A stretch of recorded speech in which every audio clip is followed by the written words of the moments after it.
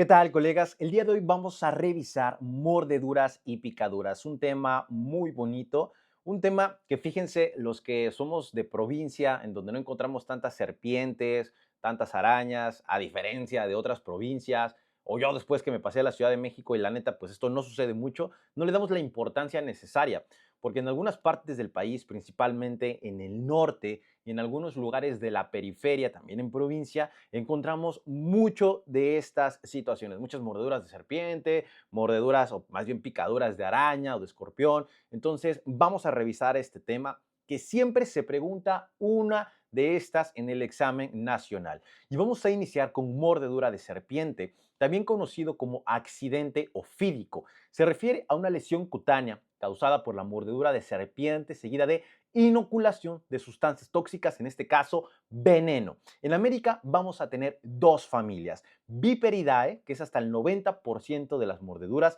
y Elapidae, que ahorita vamos a ver cuáles son, que es el coralillo, poco agresivas. Y nos pasamos a la epidemiología. 3,000 casos aproximadamente en México al año, con 136 muertes. Estos datos están subdiagnosticados porque no todas se van a reportar. Respecto a la epidemiología, el caso clínico típico que les van a poner es un masculino entre 15 y 44 años que se dedica al trabajo en el campo o que es estudiante y que debe trasladarse a través del campo o a través de muchas distancias en donde está en contacto con las serpientes en el piso o lo pueden llegar a morder. Ese es el caso clínico típico. Por lo tanto, la localización va a ir de acuerdo a la lógica, a lo que nosotros nos imaginamos. Más frecuente en pies y tobillos que evidentemente tienen mayor contacto con el suelo y con las serpientes. 72% pies y tobillos, seguido de muslos en un 14%, manos en un 13% y cabeza en 1%. Imagínate que te muera una serpiente en la cabeza, qué raro sería eso. Nos pasamos a la biología, en donde encontramos esta clasificación a nivel de familia, subfamilia y género. Quiero que nos enfoquemos en las dos primeras. Vamos a iniciar con la familia de Viperidae, que como quedamos es hasta el 90% de las especies que nos generan estas mordeduras, seguido de la subfamilia de los crotalinos, en donde encontramos estas tres que van a ser las principales. Crotalus, que es la principal, la serpiente de cascabel, hasta en un 44.9% de las mordeduras, seguida de la nauyaca mexicana o Botrops en un 42.8%, y aquí también importante encontramos el mocasín de agua. Esos son los crotalinos. Nos pasamos a la familia Elapidae, su familia Elapinae. El género va a ser el Microrus, que en este caso son los coralillos, que ocasionan hasta el 4% de las mordeduras. Y por último tenemos a la familia Elodermatidae, Eloderma, los saurios, el escorpión mexicano y el monstruo de Gila.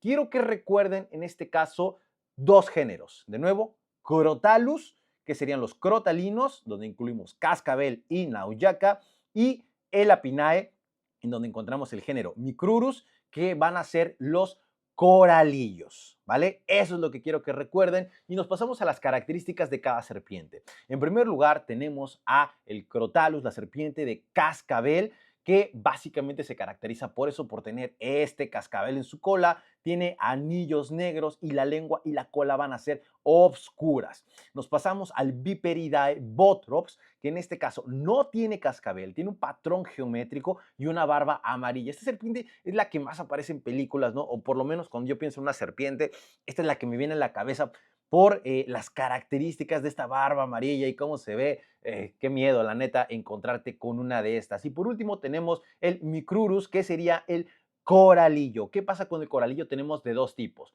verdadero y falso. El verdadero, sencillo, dos bandas amarillas y en medio una banda negra. Y el falso coralillo vamos a encontrar al revés.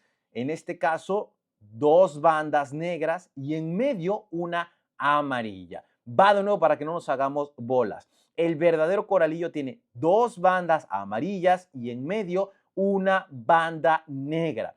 Y el falso tiene dos bandas negras y una banda amarilla en medio. Fácil. Nos pasamos a la toxicidad y aquí ya vamos a hablar un poquito de la clínica.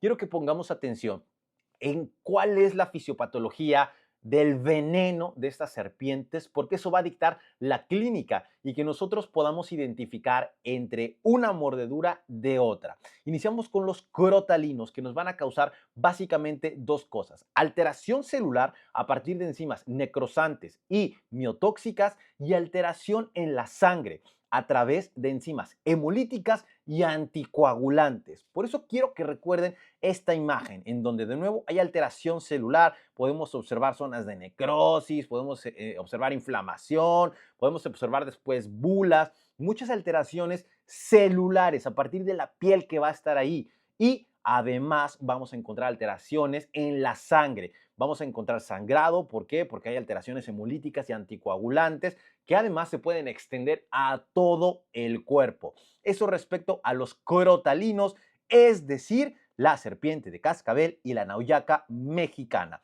¿Y qué pasa con el micrurus? Es decir, con el coralillo, tenemos dos alteraciones principales: alteraciones neurológicas y cardiotóxicas a través de dos enzimas. La primera enzima y la más importante es esta neurotoxina alfa, que bloquea, en este caso, los receptores posinápticos de acetilcolina. Por lo tanto, clínicamente se va a traducir con parálisis, cualquier tipo de parálisis, parálisis muscular, insuficiencia respiratoria secundaria, parálisis de los músculos respiratorios, y puede llevar incluso a muerte por asfixia de todas las enzimas. Esta es la más importante, y también encontramos enzimas cardiotóxicas que nos pueden generar taquicardia, bradicardia e hipotensión. Por lo tanto, una mordedura de un coralillo, que si bien la guía de práctica clínica nos dice que son menos agresivas, son más peligrosas porque principalmente afectan a niños pequeños y ocasionan la muerte debido a la severidad de la clínica. Nos pasamos a la clínica y el diagnóstico. Lo primero va a ser identificar la serpiente.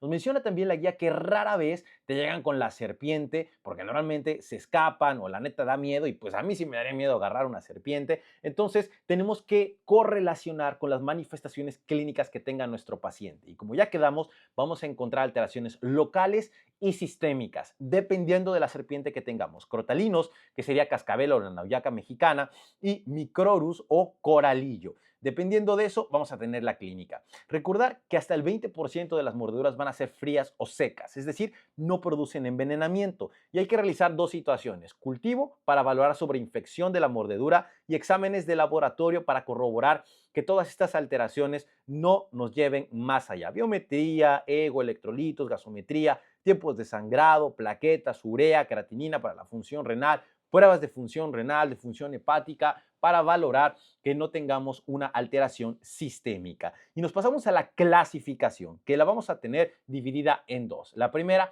para Viperidae, para los crotalinos, y es la de Christopher Robin. Yo la recuerdo muchísimo por Christopher Robin de Winnie Pooh. La neta, yo nunca vi Winnie Pooh, como que no era de mi época, es más atrás todavía, y eso que yo ya estoy ruco, pero pues todos recordamos a Christopher Robin. Entonces yo así la recuerdo: Viperidae, crotalinos, Christopher Robin. Y nos va a clasificar a la mordedura en 4 grados. Tenemos además un grado 0, que se refiere a aquellas mordeduras secas en donde no hay envenenamiento, hasta en un 20% de los casos. De ahí nos pasamos a grado 1, en donde encontramos edema no mayor a 10 centímetros, es decir, alteración local. Nos pasamos después al grado 2, en donde encontramos edema mayor a 10 centímetros, sigue siendo local. De ahí nos pasamos al grado 3, que ya sería sistémico: edema en todo el miembro afectado, e inicia vómito, vértigo, fiebre. Y por último, el grado 4, que también es sistémico y el más grave de todos, en donde encontramos sangrado por los orificios de la mordedura,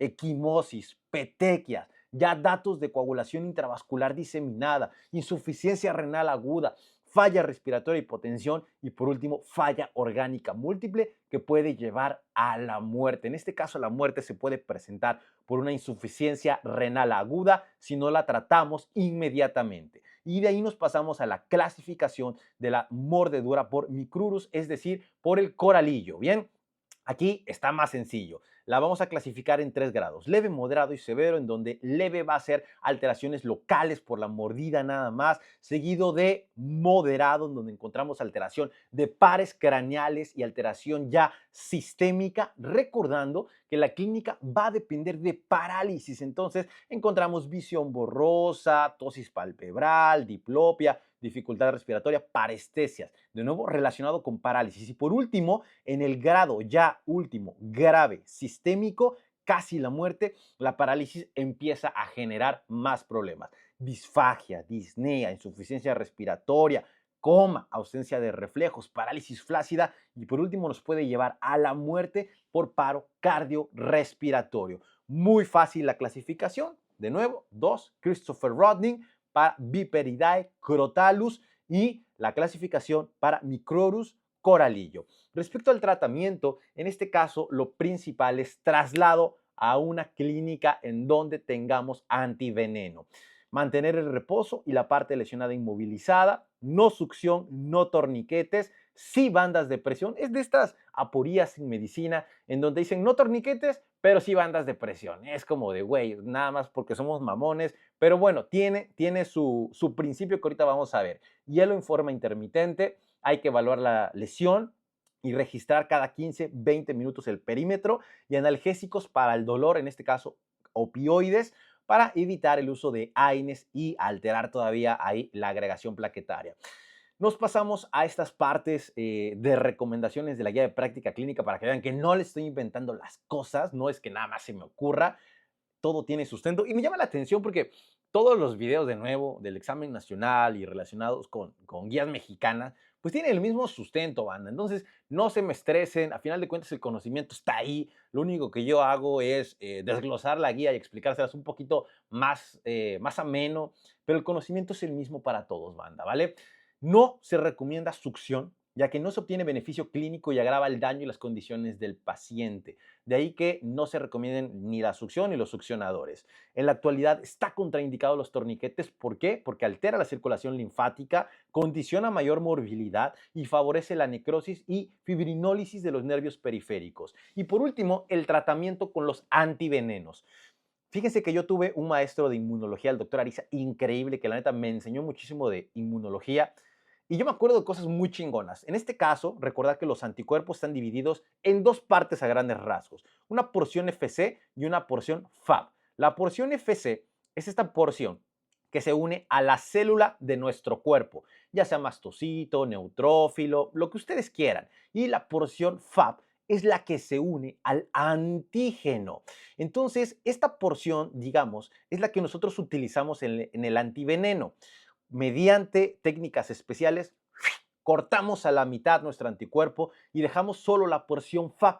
Entonces, se une al veneno y lo inactiva o evita que se una a su célula diana. Y además, al no tener una porción FC, no activa una función inmunitaria en nuestro cuerpo. Esa es la explicación de por qué usamos faboterapia en estos antivenenos. Muy bien, nos pasamos al tratamiento específico, que de nuevo es el tratamiento con antivenenos. En este caso, utilizamos a Christopher Drowning para el tratamiento de Viperidae crotalus. Dependiendo del grado clínico, vamos a utilizar diferente número de frascos o de viales. En un grado 0 no requiere faboterapia. En un grado 1, 4 frascos. En un grado 2, 5 frascos. En un grado 3, 8 frascos. Y en un grado 4, un salto gigantesco, 25 frascos. Pero bueno, se entiende porque aquí ya podemos estar ante situación grave, incluso de muerte. Entonces hay que darle duro con el antiveneno. Si no jala, podemos dar 4 a 8 más cada 4 horas, hasta por 4 veces de antiveneno. Y nos pasamos a Microrus o coralillo, lo mismo con la clasificación clínica, leve, moderada y grave. Vamos a dar diferente número de frascos. 2 frascos en leve, 5 en moderada y 8 en grave. De nuevo, correlacionado con la clínica. Y si no va jalando, podemos dar 2 frascos más a la hora. Les dejo el algoritmo de nuevo para que vean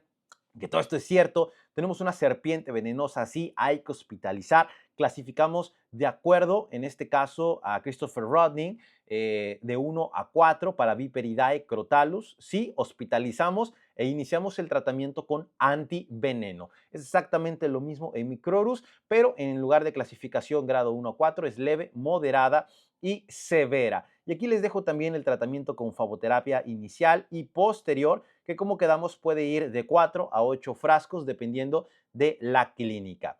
Aquí está el algoritmo de Microlus, que de nuevo es, valoramos si es verdadero coralillo. En caso de que sí sea verdadero coralillo, hospitalizamos, clasificamos leve, moderado y grave e iniciamos tratamiento con faboterapia dependiendo de la clínica. Banda, eso es todo de serpientes. Está increíble ese tema. Seguro que ya se lo saben de memoria a estas alturas. Y nos pasamos a mordedura de araña, que se refiere a una lesión cutánea provocada por la mordedura de una araña venenosa o de ponzoña, qué nombre tan feo, seguida de inoculación de sustancias tóxicas, veneno. Como se pueden dar cuenta, es lo mismo en todas. Y primero viene la mordedura y posteriormente viene la inoculación del veneno. En este caso, lesiona tejidos, condicionando alteraciones fisiopatológicas graves. Tenemos hasta 30,000 especies venenosas de arañas. En México, 50 familias con 1,600 especies, en donde básicamente quiero que recuerden dos, lo estamos resumiendo muchísimo. Imagínense, de 30,000 llegamos a dos. En este caso tenemos la Latrodectus y el Loxoceles, la Loxoceles, que son las que causan problemas en el nombre aquí en México. Tenemos de 3 a 5,000 accidentes anuales en México y si bien desconocemos los números exactos, hasta el 11% de los envenenamientos por animales ponzoñosos son arañas de estas dos familias. Y vamos a iniciar con el loxocelismo.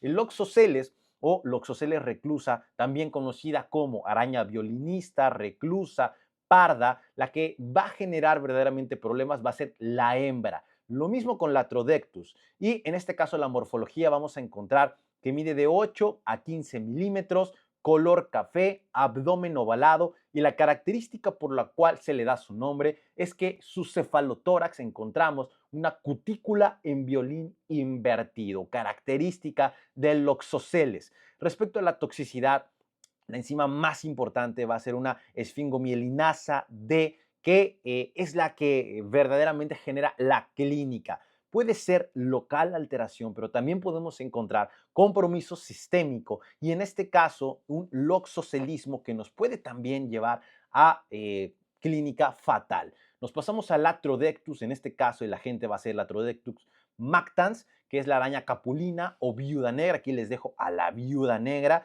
Y también a mí me recuerda mucho a la araña de Spider-Man, ¿no? También les dejo Spider-Man. Entonces, la Trodectus, para que no se les olvide, pues es la de Hollywood, ¿no? Así de fácil. Hembra también va a ser la importante.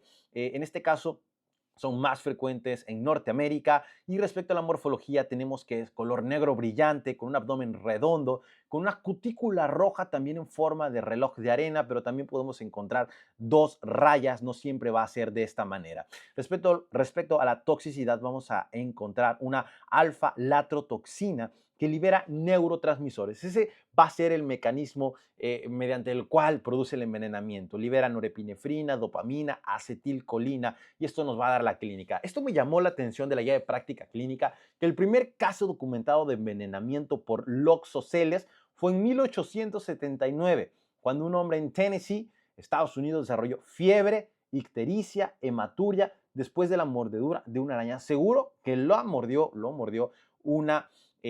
un loxocele, ¿no? En este caso le dio un loxocelismo cutáneo, visceral ahí, medio raro, que pues quién sabe cómo haya acabado este men, pero no creo que la haya liberado, la neta. Respecto a la clínica, encontramos también datos locales y sistémicos. Loxocelismo cutáneo visceral y lactrodectismo. Bien, en este caso, el loxocelismo cutáneo va a ser el más frecuente, hasta en un 83% de los casos. Vamos a encontrar afectación local y esta es de los datos más característicos en cuanto a mordedura de araña. Eritema con dolor ardoroso como si fuera una quemada de cigarrillo, seguido de edema con una vesícula hemorrágica rodeada de piel parda. Ahorita vamos a ver la imagen y al tercer o cuarto día aparece la famosa placa livedoide que ahorita la vamos a observar.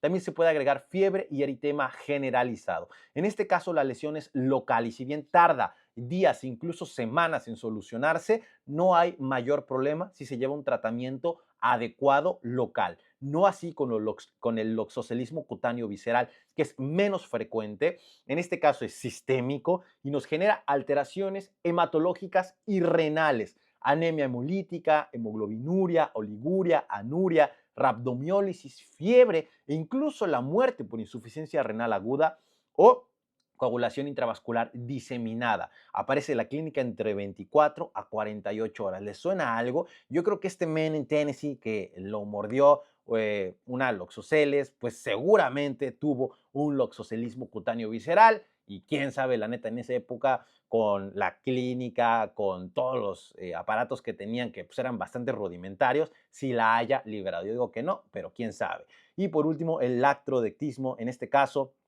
tenemos que aparece de 30 minutos a 2 horas, se resuelve a los 2 días. Primero vamos a encontrar dolor, después sudoración, fiebre, edema y lo más importante, las manifestaciones características de latrodectus. Manifestaciones neuromusculares, fasciculaciones, risa sardónica y alteraciones cardíacas. Recordemos que aquí la alteración va a ser liberación de neurotransmisores. Entonces, de ahí recibe su clínica. Tenemos la placa libeloide, también tenemos aquí zonas de necrosis importante. Este es un loxocelismo cutáneo que de nuevo puede tardar semanas en curarse, pero hay que estar realizando curaciones, debridamiento y no debería de haber mayor problema. En caso de mordedura del atrodectus, si bien aparece en este caso los datos de clínica, también podemos observar más bien la clínica sistémica, que sería lo que más nos importa. Nos pasamos al diagnóstico clínico. Respecto al diagnóstico clínico, como ya lo vimos, va a ser muy específico dependiendo de la mordedura de cada araña. Y en este caso, banda, vamos a dividir en este cuadro comparativo la clínica en tres partes importantes. En primer lugar, la toxina predominante. Quedamos que en loxoceles vamos a encontrar una esfingomielinasa D y en latrodectus va a ser una latrotoxina. Es lo primero que quiero que recuerden. Después, quiero que recuerden el periodo de aparición de la toxicidad. En el caso de loxoceles es variable, pero 3 a 7 días e incluso la resolución puede tardar semanas. En caso del atrodectus es inmediato, 30 minutos a 2 horas la aparición de la toxicidad. Y por último, la resolución de las mordidas. En loxoceles, normalmente las úlceras necrotizantes se curan en un promedio de 8 semanas y de nuevo, es raro, pero puede aparecer manifestaciones sistémicas que pueden llevar a gravedad. En cambio, en la mordedura por latrodectus, tenemos resolución de todas las manifestaciones clínicas 2 a 3 días y la muerte rara vez ocurre. Bien, nos pasamos al tratamiento. En este caso, el tratamiento del loxocelismo. En primer lugar, aplicación de hielo local, seguido de mantener la herida limpia, descubierta, el paciente en reposo, inmovilizar el sitio afectado y esteroides solo en caso de loxocelismo cutáneo visceral. Está recomendada la profilaxis con antitoxina tetánica, tratamiento quirúrgico 2 a 8 semanas después de la mordedura en la zona de necrosis y estando bien delimitada. Y algo importante, el tratamiento con dapsona, 1 miligramo por kilo día en 2 dosis durante 10 días. El tratamiento antinodal, en este caso el antiveneno, aquí están las indicaciones de acuerdo a las manifestaciones que tengamos. Favoterapia polivalente, antiloxoceles, reclusmin, así se llama este antinodal. Y es importante darlo, pero también recordar que la dapsona es importante en este tratamiento. En el latrodectus tenemos uso de antiveneno, si bien es controversial, se recomienda de acuerdo a la clínica. Un solo vial, 2.5 mililitros en 30 mililitros de solución salina, infusión en 15 a 20 minutos, 2 a 4 horas podemos aplicar otro vial en caso de que continúen las manifestaciones clínicas. Y aquí tenemos nuestro algoritmo. Loxocelismo, menos de 24 horas, con evidencia o sin evidencia de araña, solicitamos laboratorios y dependiendo de si hay clínica, en este caso sistémica, lo vamos a dividir. Si tenemos clínica sistémica, loxocelismo cutáneo visceral. No tenemos datos sistémicos, loxocelismo cutáneo, alta a su domicilio, dapsona, aplicación de hielo local y estar revisando que la herida vaya sanando. En el cutáneo visceral hay que ingresarlo, obviamente, terapia intensiva, prednisona, quedamos que solamente la prednisona la vamos a aplicar aquí, dapsona, evaluar en este caso si damos antibióticos y el antinodal en caso de que esté indicado. Y por último, latrodectus, en este caso, evidencia no de araña, clasificamos, solicitamos laboratorios y aquí si lo ingresamos, damos fagoterapia y básicamente es dar manejo de sostén para evitar alguna complicación. Nos pasamos al penúltimo tema del día de hoy, uno de los más importantes. La neta es que yo no le había dado el significado que merece, la intoxicación por alacrán. En este caso, se debe a inoculación de toxinas que van a ser las escorpaminas al interior de la circulación sanguínea y produce un cuadro sintomático tóxico variado que afecta órganos y sistemas con una amplia gama de signos y síntomas. En México es muy frecuente. Jalisco, Guerrero, Michoacán, Guanajuato y Morelos son los principales estados. 49 defunciones al año, de nuevo subdiagnosticado evidentemente, y los principales afectados van a ser niños menores de 5 años y personas, adultos mayores, de más de 60 años. Las mordeduras normalmente se producen de noche y con calor o temprano por la mañana. Aquí, importante, que el veneno se almacena en el telson y va a ser inoculado por el aguijón, ¿vale? Es para que lo recordemos, digo, por si se los llegan a preguntar. Esto me llamó mucho la atención respecto a la guía de práctica clínica. Todas estas medidas que se utilizan para evitar que nos vaya a picar un alacrán. En este caso, en primer lugar, utilizar pabellones en las cunas y camas de los niños. Y esto está increíble. Sumergir las patas de las camas dentro de recipientes con agua para que en caso de que quiera subir el alacrán se caiga ahí. La cama debe estar 10 centímetros separados de la pared. Igual está muy chido esto, pero ¿qué pasa con las nuevas camas que ya son estos famosos box y que pues ni modo que metas el box en agua? Entonces ahí se complica la cosa. Entonces cómprese sus camas de patas para que no tengan ningún problema. Y estas indicaciones en donde hay que revisar la ropa, hay que revisar los pisos, los techos, las paredes, proteger puertas, ventanas, aquellas que son de materiales naturales y que pueda caernos el alacrán. Entonces, es muy importante tomar en cuenta todo esto. Se los pueden llegar a preguntar, la neta es que espero que no, pero ahí se los dejo por cualquier cosa. Nos pasamos a la biología, en donde lo más importante es recordar que en México el más importante va a ser la familia de los centuroides. 30.3% del territorio nacional va a contar con estos alacranes centuroides. Entonces, muy importantes.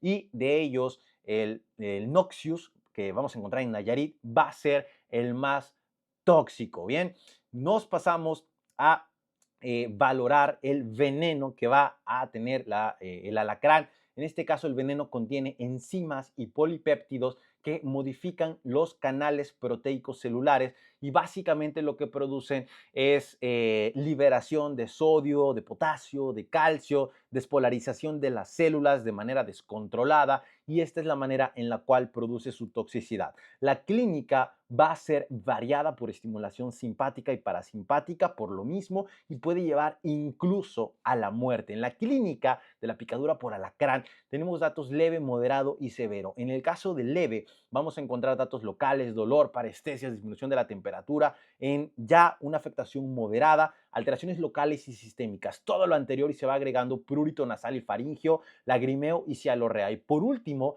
en ya una picadura severa encontramos todo lo anterior más alteraciones de pares craneales, disnea, hipertensión, hipotensión, convulsiones, edema, arritmias e incluso la muerte. Muy importante y aquí la parte clave es el uso de fagoterapia porque no hay otro tratamiento y se debe de dar inmediatamente en las primeras 2 horas si se puede, debido a que la sobrevida es desde un 100%. De ahí la importancia de tener antiveneno en las clínicas de primer nivel de atención en donde se encuentren más este tipo de animales. Fagoterápico polivalente anti-alacrán y dependiendo si es una población de riesgo, que serían menos de 5 años y más de 60 años, vamos a dar el doble de frascos, básicamente que si diéramos de 5 a 60 años o un adulto sano. Leve, 2 frascos, moderado, 4 frascos, severo, 6 frascos en poblaciones de riesgo y en adultos sanos, leve, 1 frasco, moderado, 2 frascos y severo, 4 frascos más tratamiento de sostén. La vida media del veneno es de 36 horas y del fagoterápico de 124 horas. Podemos dar otro frasco si no jala, pero como observamos la vida media, pues nos cubre la vida media del veneno. Disponer de este fagoterápico es súper importante, que sería polivalente, antialacrán. Ahora sí que le pega a muchos alacranes y usarlo en caso necesario para atender intoxicaciones por veneno de alacrán. Si no lo tenemos, hay que referir inmediatamente a nuestro paciente al siguiente nivel de atención. Y por último, tenemos las picaduras por himenópteros por, en este caso, hormigas, avispas, abejas, que yo tampoco le tomaba la atención necesaria, pero después me puse a pensar, ¿qué pasa si llega un paciente que le picó una abeja? Y yo digo, pues quién sabe, la neta, pues valorar que no le pase nada. Y es súper frecuente, evidentemente, esto. Seguro conocen a alguien que le ha picado una abeja, una hormiga, y pues sí te puedes poner ahí medio nerviosón. Y aquí lo importante es conocer la clínica que verdaderamente requiere tratamiento, que sería anafilaxia. Y como saben, ante cualquier tipo de anafilaxia, pues vamos a utilizar epinefrina y esteroides. Vamos a revisar este tema, pero eso es lo que necesito que recuerden. Tenemos a los himenópteros, que en este caso son hormigas, avispas y abejas. Con una epidemiología hay hasta 16,000 especies y solo es importante el 1%. 17,000 picaduras por abeja en México, entonces dígame si eso no es frecuente, y principalmente en Puebla e Hidalgo.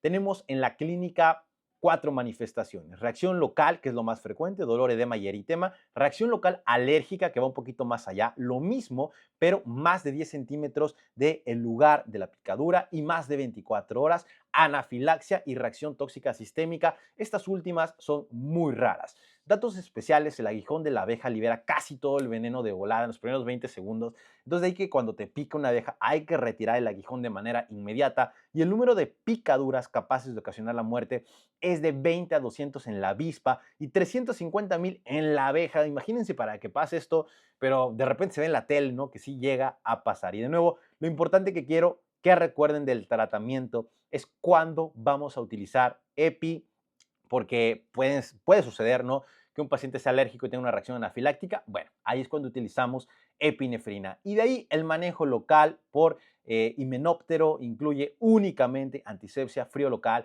y en caso de abeja retirar el aguijón. Si no tenemos manifestaciones sistémicas, no pasa absolutamente nada. Banda, eso es todo respecto al tema del día de hoy, un tema muy bonito, un tema muy preguntable y creo que sencillo, si lo vamos simplificando y sobre todo si recordamos la neta lo que nos corresponde, porque las guías de práctica clínica se meten en cosas bien extrañas de biología y yo creo que aquí tienen lo necesario. Banda, muchísimas gracias y continuamos con el estudio.